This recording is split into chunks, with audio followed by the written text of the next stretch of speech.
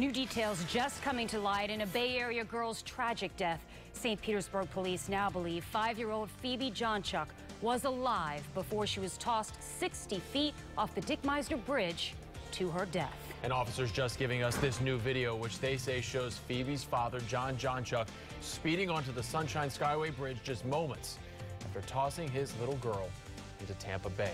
Also tonight, Hillsborough deputies are defending their decision to let Johnchuk go just hours before Phoebe's murder.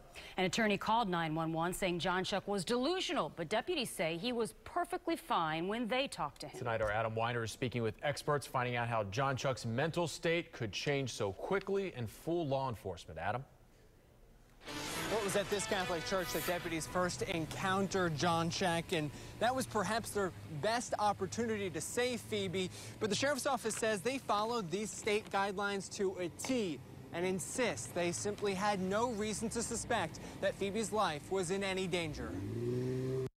Based on the conversation with him, we didn't see that he was at any point threatening to harm himself or the child. Hours before Phoebe was dropped into the Tampa Bay, Hillsborough deputies and Johnchuk came face to face at this Catholic church on Dale Mabry. He's out of his mind, and he has a minor child with him. It was Johnchuk's attorney who called 911 that night. It was alarming enough where I felt that I had to call and get somebody to remove the child. And as worried as attorney Genevieve Torres was, she says no specific threats of violence were made. And at no time was it ever said that he had threatened to harm himself or harm somebody else. That deputy says Johnchuk's demeanor seems strange, but following the letter of the law, he didn't qualify as dangerous.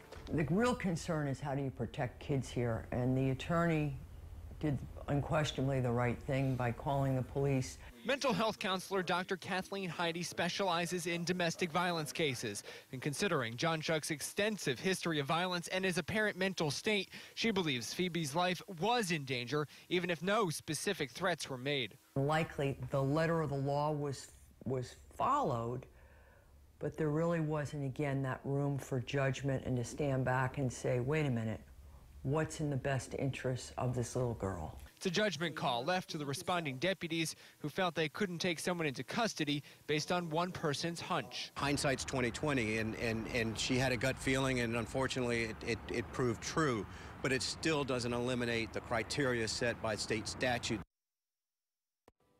Now, as for the investigation, 3 items were found in Johnchuk's vehicle that stood out to investigators: a pink booster seat, a cell phone, and religious items. We're live in Hillsborough County. I'm Adam Weiner for ABC Action News.